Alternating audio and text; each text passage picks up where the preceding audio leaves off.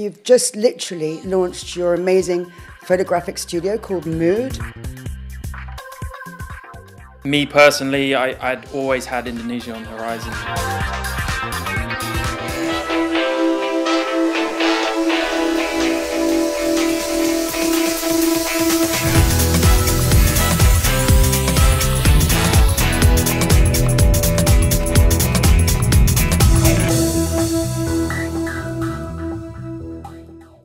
Matt Jacob, welcome to Double Espresso Studios, significant podcast by the Yak down here in Legion. Thank you very much. It's a pleasure to be here. So tell me, Matt Jacob, you've recently arrived in Bali. I know you've just literally launched your amazing photographic studio called M.O.O.D out in Babakan. Yep. And you yourself are a world-class photographer in something that I find quite interesting, as I've never really heard about it before. It's environmental portraiture. Yep. So if you could tell me a little bit about your arrival here, and then we'll get back to that environmental portraiture. Yeah, sure. So myself and my wife arrived in Bali in May this year, so just coming 6 months or so. We lived in Hong Kong for a long time. My background as a pilot took us to Hong Kong in the first place. And we lived there for nearly 10 years. And COVID, the restrictions of COVID kind of made the decision for us to step out of Hong Kong. We couldn't really live a good life anymore, and there was no kind of light at the end of the tunnel. And me personally, I'd always had Indonesia on the horizon as kind of the next chapter. A, because of photography. B, just because I love it here, the diversity, the people. There's so much to explore for us. And Bali itself, we got married here 4 or 5 years ago. And we've loved coming back since. So it was a no-brainer at the time, and it was kind of a good opportunity for us to just step out of Hong Kong. And my employer at the time, he was okay with me commuting to Hong Kong when I needed to fly, and that just opened doors here with photography. Much easier to set up a studio here and go out and take photos, take the style of photos that I want to do here than it is in Hong Kong. I was going to say that with recent changes or flexible laws that are moving around here, that make it very hard to know exactly where and what you're allowed to do within the confines of the new regulations in Hong Kong. It's extremely confusing. But even before the significant changes that have come in recently, it was pretty clear what we could and couldn't do. And basically, we couldn't travel. I mean, they made it so difficult for citizens and permanent legal residents who lived and worked there, i.e. us, expats, we had permanent residence here at the time, to go in and out of the country. And me as a pilot, I was having to go in and out of the country a lot and quarantining in hotels for 2 or 3 weeks at a time where you can't leave the hotel room. It was just soul destroying. So that was the COVID side of it. That was COVID. But also as a photographer, I mean, in China, because of Hong Kong was given back to China in 1997. I mean, that's been quite a challenge, I imagine, to be able to. Or what did you find it beautiful and amazing to go around China, and were you able to shoot some amazing? Should we call? Yeah. They're not. It's not conducive to portrait photography. I mean, you can if you get the required permissions and you approach it very carefully, but it's just hard work. It's hard work, and I don't want to disrespect the people of that nation. Hong Kong I know better. I've done a little bit of photography in China, in mainland China, but I quickly realized that, okay, I can go elsewhere and find it easier and better. But and always respect the rules of the country of which you are a guest, and I think that's important. I think everyone should do that wherever they live. Yeah, or not be there, right? Yeah. And then that's exactly what we did, and not purely because of photography, but it was very hard for me to be a significant portrait artist in Hong Kong, and serve my art, my passion with the people of Hong Kong. 90% of the time, people don't want their photo taken. Yeah. So, okay, then kind of limiting, right? Really limiting. For me, you'll find in Hong Kong most photographers are landscape photographers or street photographers, because it's so brilliant for both of those disciplines. With the mountains and the cityscapes, or just in and amongst the tall buildings with the light and the people. The boats going across. Exactly. It's a beautiful city, and we loved every minute of living there up until COVID came along, essentially. So you'd already seen Indonesia. You got married here a few years back. So obviously there was that you got the message. Okay, time to move to Indonesia. How easy did you find that move? And because you came here obviously with the aim of staying longer. Yeah. And opening up a business. So how easy did you find? Because a lot of people have had difficulties, and some people have found it really easy. So how easy or difficult did you find creating your studio, getting all the right permits, and finding the place to live, and finding the place to work, and basically setting yourself up? It's easy. I mean, I knew the place well enough to kind of know how the culture works when it comes to business, expats, what you need to do legally, the permits required. And actually, it wasn't that big of a deal anyway. There has to be a little bit of, I guess, poetic license when it comes to being patient about building a studio or renovating or setting things up and employing local people. And we're really big on that. And, Fee and I are the only two people that work for our business, the only expats that work for our business. The rest of our team is local, and whenever we can do that, we'll get local advice as well. So looking back on it, it was not much of a problem at all. We did most of the legal work before we left Hong Kong anyway, for obvious reasons. And then once the studio came along, it was just go, find the right people, and just put them to work. Be patient, and being 40 years old and being kind of midlife, I guess, I've experienced enough previous to this point of my life to know that these things don't just happen overnight. There's going to be mistakes along the way, or there's going to be things that we didn't expect, and so there's just patience, especially here, right? It's when you're doing something new that's maybe some people haven't seen before. It's just a matter of education and being patient and just trusting the right people. So actually, in hindsight, it was pretty straightforward. So basically, it's a cultural thing, because sometimes we just expect people from a totally different culture to understand what we mean, right? Yeah. I couldn't be making one of those chanangs, one of those little offering boxes. I mean, it would just goodness. It would just be like, oh God, it would just look like a mess. So yeah, I do think we need to totally understand that sometimes that our requests are outside of that cultural norm that we've grown up with, and I think that's always important. Totally agree, but they make it really easy for you, right? Because they do it with a smile on their face. They're willing to. Their work ethic is incredible compared to the West. Right. I mean, if we're from the UK and we know what it's like there, but US and Europe, compare them to the people here, and it's night and day. Yeah. So they're willing to make you happy for a start. Yeah. They do it with a smile on their face, and they're willing to try hard. So how can you not be patient and be willing to work with them? Right. So, yeah. Anyways, congratulations. It goes back to that. I think you launched your studio last Friday. Yes. On the 18th of November. Yeah. So that's an amazing. Can you tell us a little bit? So you said you'd already set up some things before you came from Hong Kong. That was probably more the legal business side of it. So can you tell us a bit more about the process of finding the studio and how that's going? Because that's got to be hugely exciting to really launch your dream job. Finally. It is. It's. I'm super proud of everyone that's worked so hard to just set it up. I mean, it's so brand new that we're getting people in, but we're not charging anyone at the moment. It's kind of an open house, but the way it looks, the way it feels, the operation of it is exactly the way I want it. But going back to your question, the original property was found by our assistant, one of our assistants, Irene, who I was away at the time on a trip, and I think Fee was away as well, or we had just moved. We were, weeks in.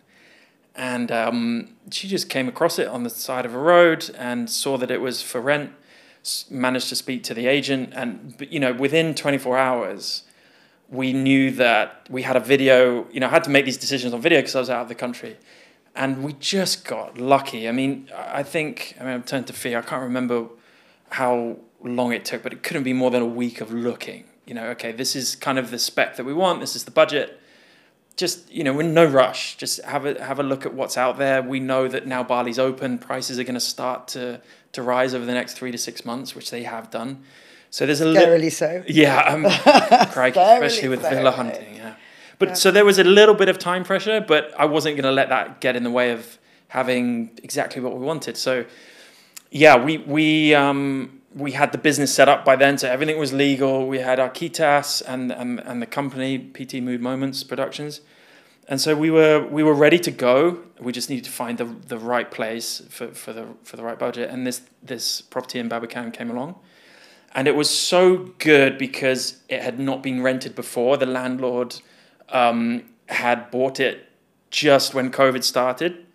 And then when COVID hit, he just said, okay, I don't need to, I'm just going to, keep it empty. And it laid empty for 2 years.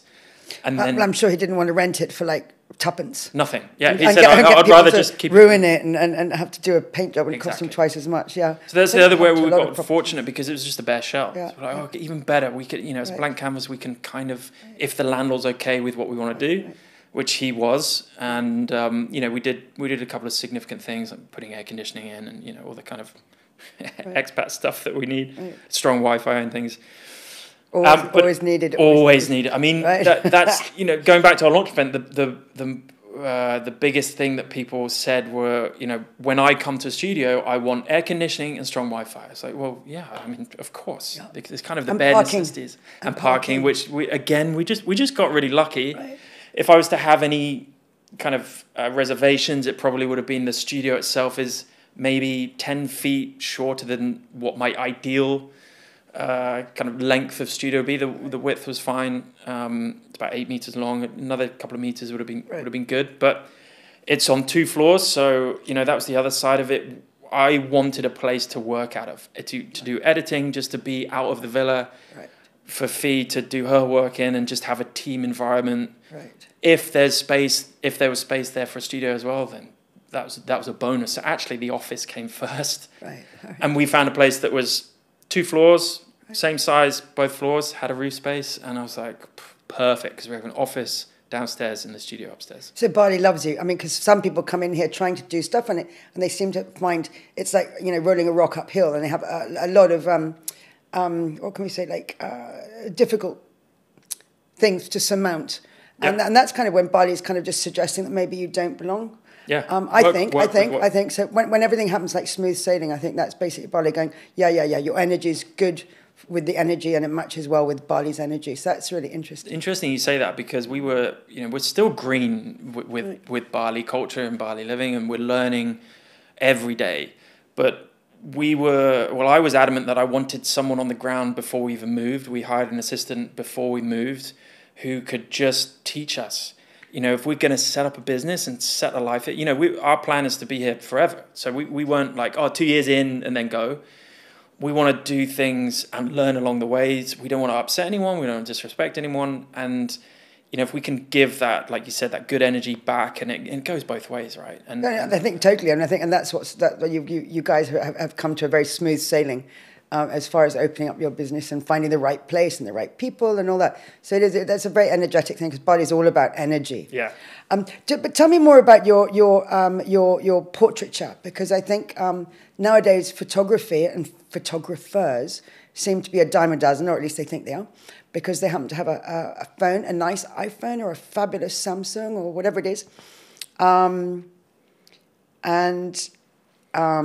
think it's got extremely hard for, let's say, the layman, let's say the hotel owner or the resort owner or the person in question, to really differentiate where does talent and fantastic photography lie vis-a-vis what kind of looks good, and they'll take it for a price. So I do know that it's very hard now for photographers to really, how can we say, maintain their status, that godlike status that to me they've always had.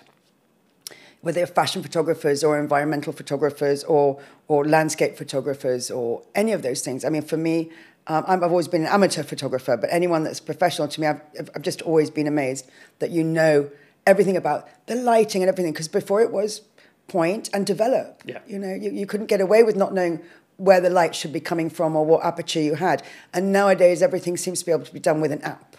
Yep. So how challenging is that for you? And maybe your profession into separating yourself from the average Joe with an iPhone? Wow, what a question. We could probably spend hours on this.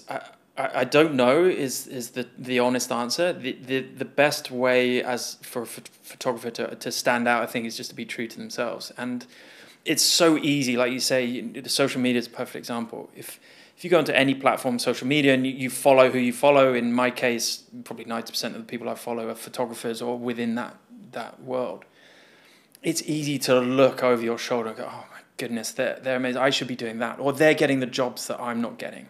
Why are they doing that and I'm not doing that? Or can I change my angle? Can I change my style? And it's very, very important as a photographer to not do that. And I think that gets noticed by other people is if you're consistent, but you're truthful to your style and your skill set, then I think that's transparent. And I think because it's honesty, that's all it is. You're not trying to be someone else. You should look at other people that you admire and gain inspiration, without kind of copying, and you make it your own. And I think that's the biggest challenge as a photographer, is to find your uniqueness, and hence your question. I don't think that is necessarily as hard as what it may be perceived to be, with social media, because it's everywhere. You can go onto any platform and get scared almost. Oh God, I'm getting sunk here. I'm getting lost. But that's just part of life. That's part of probably any industry. So for me, I like to think I bring something different to Bali. I think I bring something different to the photography world. Here, there's many travel photographers, because it's a hub for people to come in, do travel photography. It's a great excuse to get paid as well.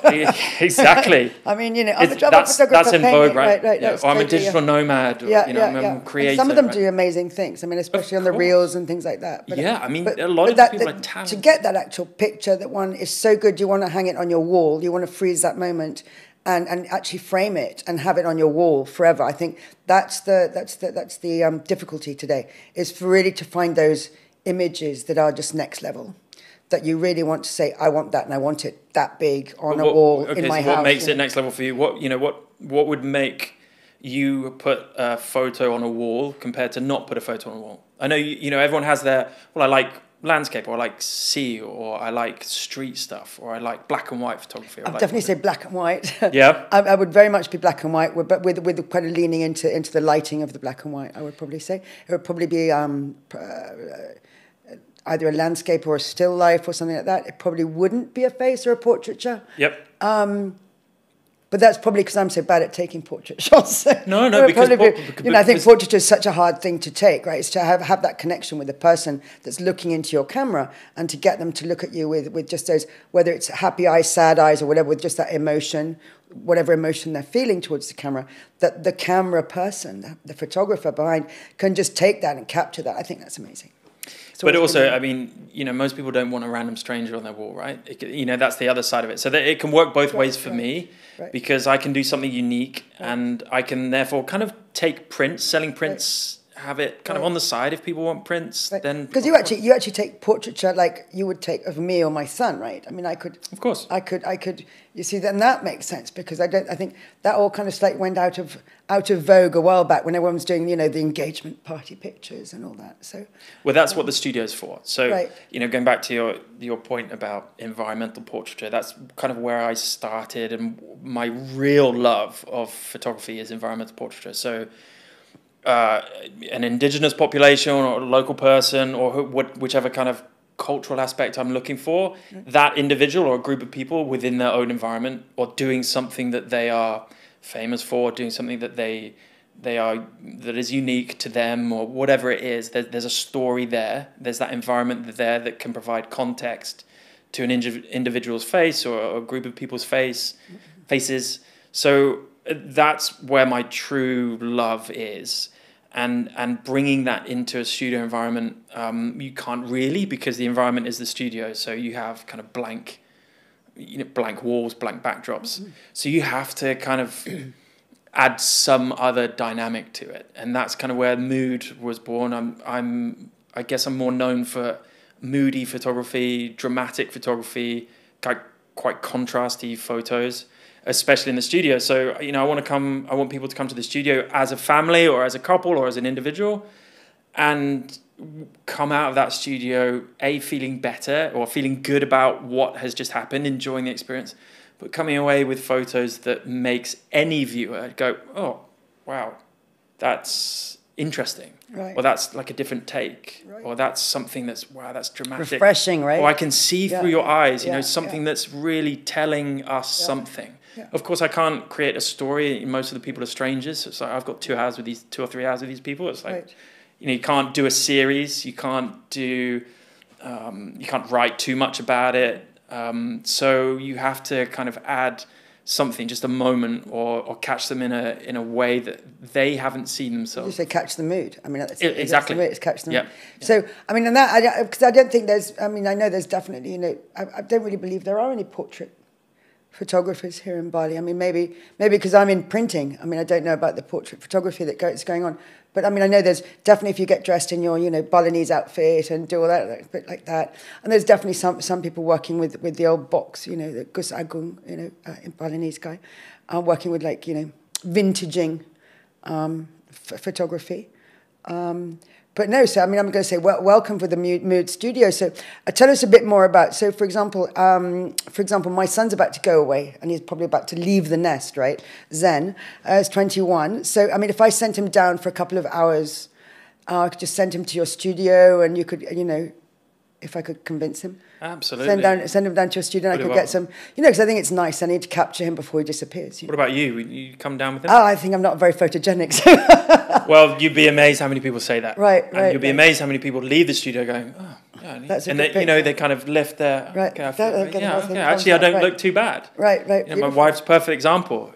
She's not the most, she's beautiful, but she doesn't look great in front of the camera. Right. She thinks. And then, you know, she's done so many test shots now that we've managed to capture. Right. So everyone says that. Most people, unless they're models who are confident, most people that come in, including myself, you know, I don't like being in front of the camera, but most people, I'm not very photogenic, or I don't like this, or I feel I'm not very uncomfortable, right? And that's the energy you're giving. Very uncomfortable. Therefore, but we have a team, you know, much like this. We have a team environment. We have the drinks flowing. We have music going on. Their music that they like. Oh right, okay. We are breaking the ice for the first hour. Beautiful. And then we get then we kind of get into the shots because. And then do I get to come and look around the camera? Yeah. So we have a tethered laptop. Right. Kind of, if I'm taking a shot of you here, we'll have a laptop here, and you can see everything. Oh, and after each shot, we'll come together. It's a collaboration. You know, big believer in photography, certainly portraits. And it's flexible, and it moves on to the end goal. Do you like it? Do you not like it? Should we change it a little bit? And most of the time, by the end of it, we are 50-50. It's like, can we try this? Or let's try this. Or I want to change this. Or actually, I don't like the light quite peaking there, or whatever it is. Make my nose look smaller, or make my nose look bigger. That's kind of post-processing. Oh, you will retouch it, won't you? Yeah, okay, yeah. Photoshop's amazing these days. Isn't it? I mean, yeah. So anyway, and also about your studio, you're also opening it up to the community. So I think that's super exciting as well. That obviously it's basically as a base for your business, but I do think it's very generous of you to open it up to photographers that may not have their own space. Yeah, how does that work? Super important, I think, because, you know, one reason I wanted to have the studio was to be closer to the community, the photography community, the creative community. I mean, it's not just about photography. If people want to do videos there, we had people doing an interview yesterday in the studio. If they want to do their own YouTube video, or they just want to come and work and come and just spend time with us. So it's not a bitchy society like, say, models would be. No, but it can be. Right? Like in Hong Kong, London, Paris, New York, there's an edge to photographers because it's an individual sport, right? And they need to tread on the people to get up. It's like, well, you're competition, so I'm not going to give you anything. Right. Like, I don't want you to see what I'm doing because come on, guys. Like, well, I think the world's changed, hasn't it? I hope so. Yeah, I think. And just coming to Bali, as soon as I stepped foot here, you know, taking photos, I knew it was different. Right. Everyone I've met here so far, certainly in the community, they are just amazing. That they're all everyone kind of seems to know each other, but they all share ideas. They'll collaborate with each other a lot of the time, but everyone does their own thing and knows where they need to go. But yeah, so part of the business is having the studio open to people who want to come and use it, come and rent it on an hourly basis or for a day or whatever they want to do. And we're just giving everyone free access for the rest of the year as a kind of launch thing. So we just want people using it. We want to meet more people. We want to learn more. You know, there's going to be so many people that come in and I'm going, that's amazing. I didn't know that. Or let's talk about what you're doing. Yesterday was a fantastic kind of experience. They were doing an interview about Pinisi boats and a founder who kind of runs not a super yacht service, but something similar. And just listening to that and see how they film it and the technical aspects of it. It's just little things like that I think are fascinating to me. And obviously we're new here, so the more people we can meet, the better, and get our name out there. And then, next year we're going to start running workshops as well. So and memberships maybe, rather than having it for free. Maybe, a photographer could sign up for, 6 times membership or a 12 times membership. So I think memberships are always very... Subscriptions. Yeah, just so that they can know that because some people shoot outside of the country and they know they're going to be away for 3 months shooting. A friend of mine right now is shooting underwater film, Pepe Arcos. Oh, cool. So, and he used to be a deep sea diver. Yeah. Free diver. Okay, free diver. And then now he's put on his wetsuit, and he's an amazing photographer, and he actually shot the last series in the Yak 67. But so he comes and he goes, and I think it's very important with the photographers that do get to come and go that they kind of have that the club when they get home, because I think when you're away for 6 months, and Bali's so fast, it kind of moves on so quickly from that venue to that other venue. You kind of like land and you haven't quite caught up so quickly. So I think that's beautiful. So M.O.O.D Studio, right? In Babacan. Yeah. Right, that's fantastic. Yeah, people can find us online, obviously, and our Instagram's pretty fresh. We're still kind of just putting content out there.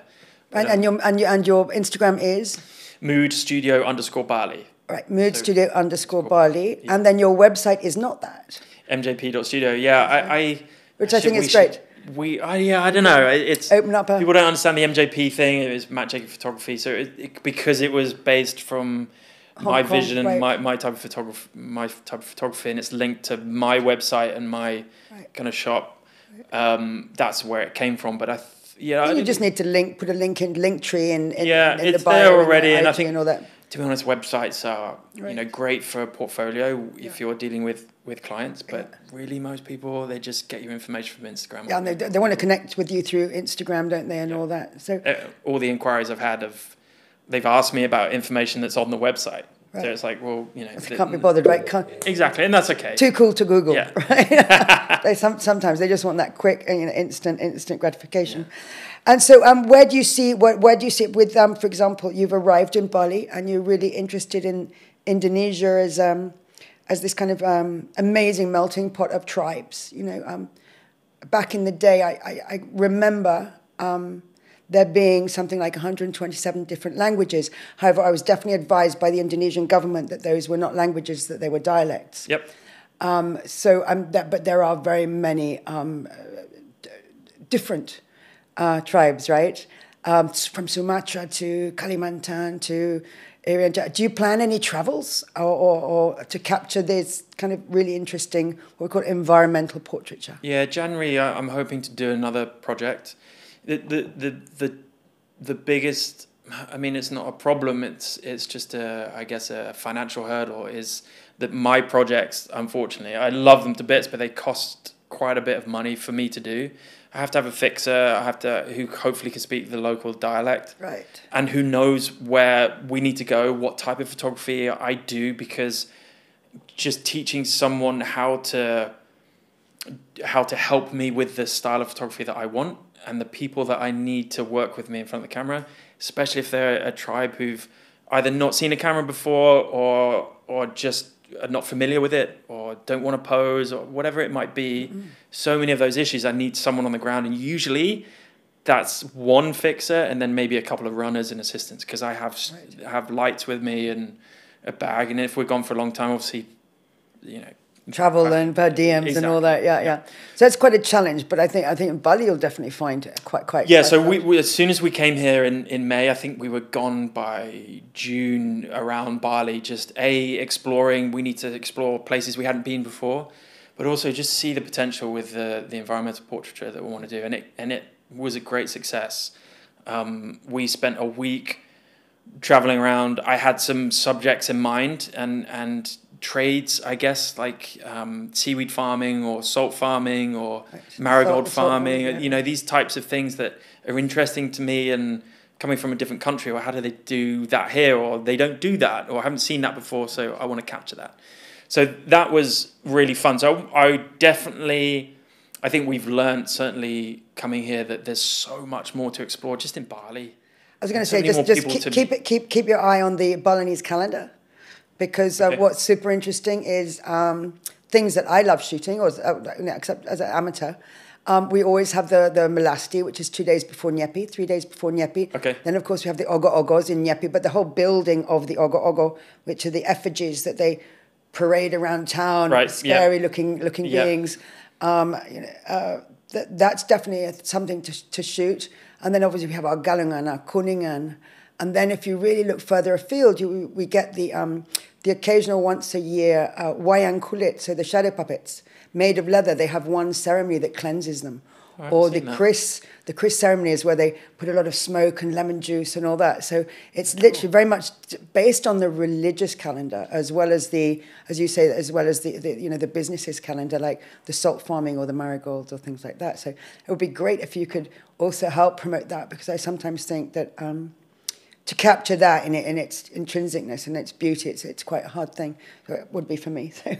Well, that's interesting you say that, because I find every project I do extremely challenging, and I guess that's where the satisfaction comes from. If I can achieve what I want to do, I've done projects where I've come away just going, oh, that was a bit of shit, or I didn't get what I wanted to get to. I enjoyed my time, and it's much for me about the experience as it is the images. But at the end of the day, I want to come away with a series, 5 to 10 images that I'm proud of. So yeah, I think, just listening to you talk about those, that would be extremely interesting, but very difficult to do. So I'm up for it. Right. I'll help you out on that one. But it's great that you also noted that these things, not necessarily need to be exposed, but if someone can shed a little bit of light on those cultural practices here, religious practices, then I think that can help with education, and the more the world, the outside world is educated. Respect for the culture. Absolutely. That's, for me, that's one of the main things that I think the new influx of, we say the new wave of tourism, or the new wave of expats coming in, or immigrants, or expats, or whatever you call yourselves, there is that lack of knowledge about the Balinese culture, and because they just smile a lot and seem to be so allowing, it doesn't mean that you're not upsetting them, because I really think, like in any culture, you should actually learn some of the rules, which is usually about respect, I think, So it's, but isn't that because a lot of the problem is because it's more of a tourist island? So you have people coming here for a week, 2 weeks, and they just obviously they may not care, or they're not bothered. They know they're leaving, right? They used to care. Did they? They used to care a lot. I mean, I had my first magazine was Bali Plus. In the back, it said, "Don't put your camera in the priest's face. Don't step higher than the priest. Don't step over offerings. Step around them. Don't go into the temple when you're menstruating." All this kind of stuff, and everyone kept stuck to that. But I think there was this kind of change of generation that doesn't seem to have that need to find out about where they're going. They're quite okay and happy with where they are right now, and they're just coming within their own space. They're not entering anybody else's space. They arrive with their own space. So it's just different. But anyway, I'm so thrilled that you're starting M.O.O.D Studio, and that it's open to beautiful people if they want to come and share your space and rent the studio. And also that you're doing this amazing portraiture for families or friends, or anyone. that's fantastic. Anyone. And then once again, how can we get in touch? Yeah, you can find us on Instagram at moodstudio_Bali. On there is our website details and phone number. WhatsApp is probably the best way to communicate. We have email, hello@mjp.studio. Website is mjp.studio. All the information is on there. There's equipment lists for people that want to use the studio. There's our rates. There's a booking form. There's a little bit about me, a little bit about the team, a little bit about how we got here. So yeah, it's all there. But I think the best thing, I guess, to say to people is just go, find us on Instagram. All the information is on there anyway. Give us a follow, give us a like, and give us a WhatsApp, and we can chat more there. Beautiful. Matt Jacob, thank you very much for joining Significant. Thank you so much for having me.